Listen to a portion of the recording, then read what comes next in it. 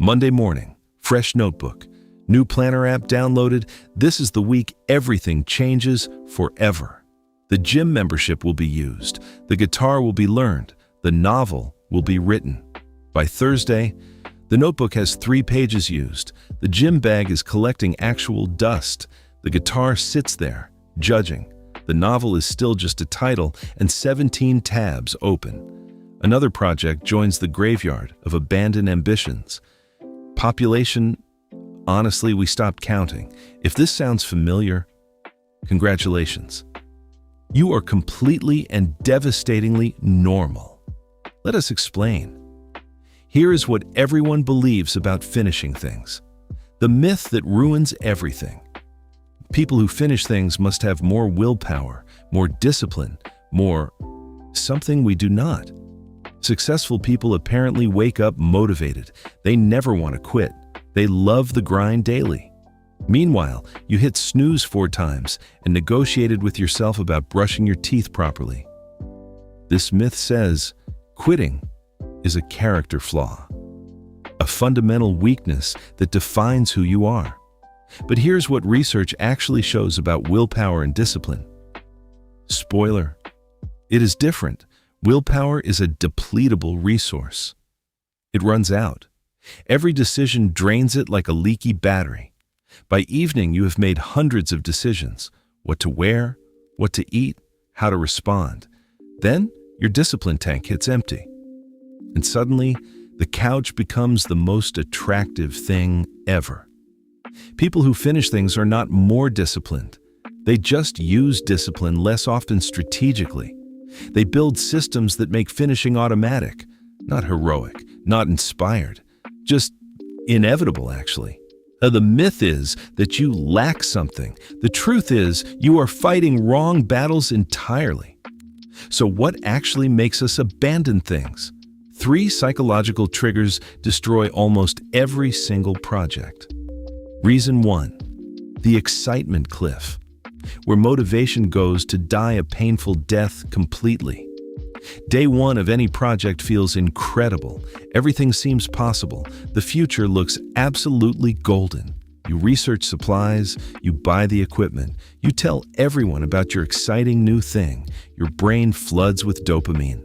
Starting feels amazing. The possibilities stretch out infinitely before you. Then, week 2 arrives. The actual work begins. And suddenly everything feels very different. The dopamine drops. What was exciting becomes ordinary, required, boring. Just another obligation now. She stares at the language app. 20 more lessons until basic conversation. That seems like forever.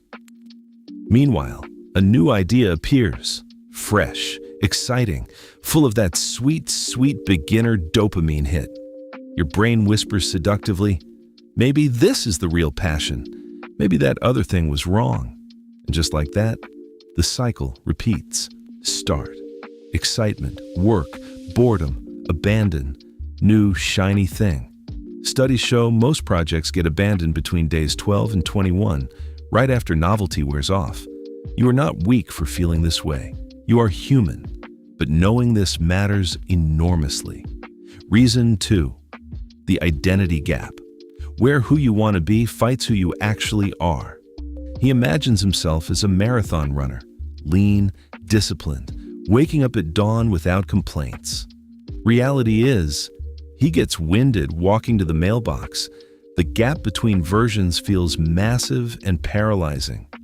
Psychology calls this identity-based goal conflict. Your future self and current self are actually strangers. Our busy parent wanted to be the meal prep queen. Sunday is full of organized containers and productivity. Sunday arrives, toddler needs attention, partner needs help. The prep becomes frozen pizza survival mode. The gap between vision and reality creates shame. And shame makes us avoid the thing completely. If I cannot be the best version, why bother being any version at all? Sound familiar? She set out to meditate 30 minutes daily. Week 1, she managed 7 minutes with constant distraction. The gap felt too big, so she stopped entirely. All or nothing thinking strikes again every time. 92% of goals fail because we set the identity bar impossibly high from day one. The gap is not your enemy. It is data showing you need smaller steps to bridge it. Reason 3. The permission problem. Where guilt about rest destroys your ability to work properly. Our busy adults have a strange relationship with rest.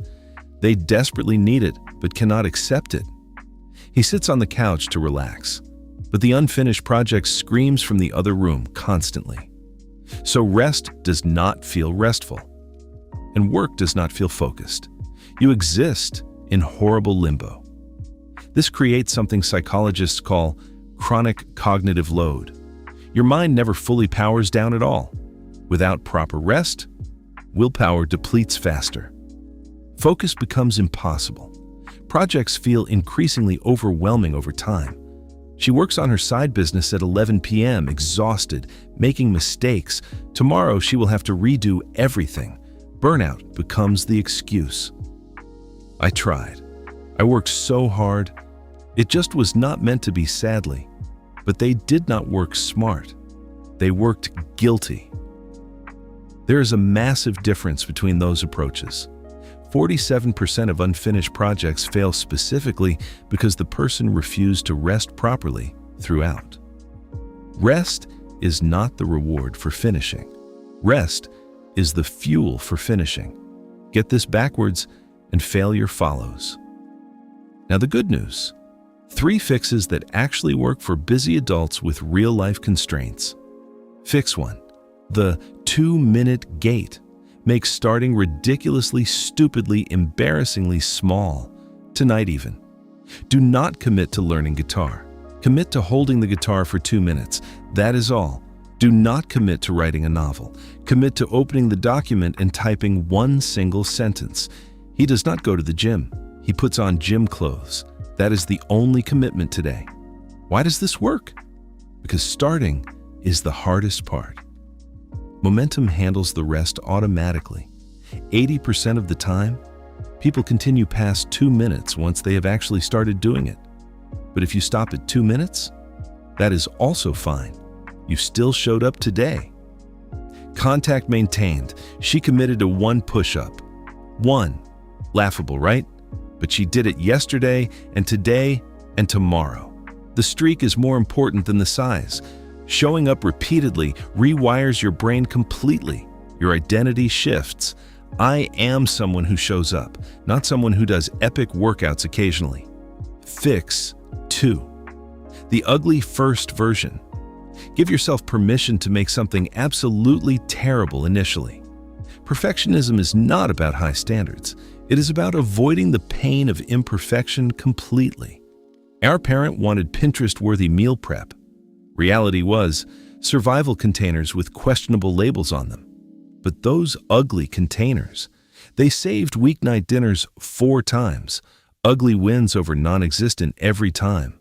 Professional writers write terrible first drafts. They know the magic happens in editing, not creation. He recorded his first video.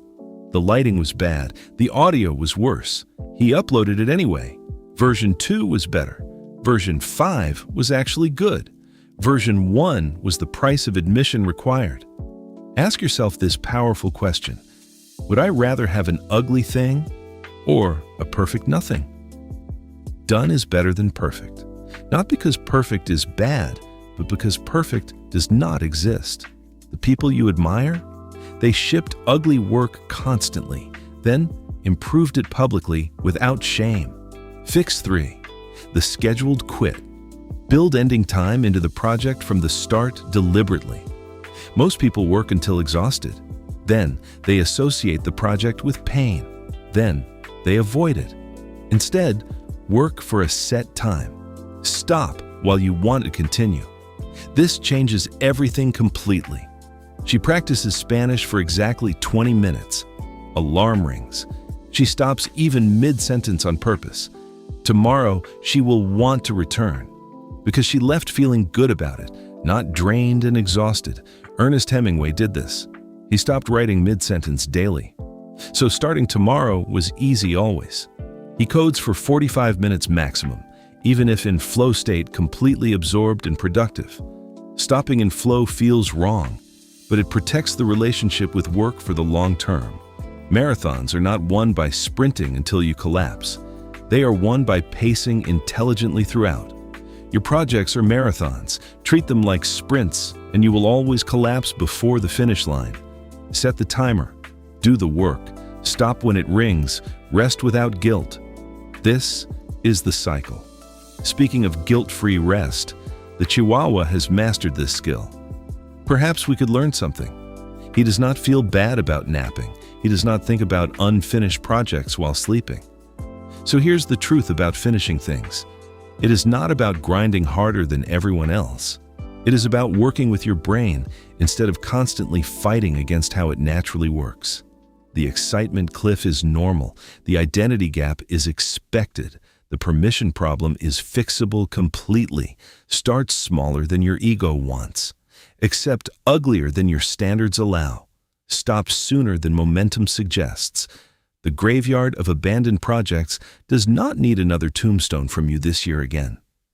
Pick one project. Apply these 3 fixes starting today. 2 minutes. Ugly version. Scheduled stop time.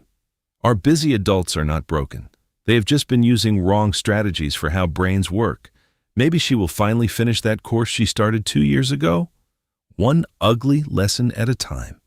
Maybe he will actually use that gym membership for exactly 8 minutes and then stop feeling great. Maybe that guitar will finally learn to fear them instead of the other way around completely.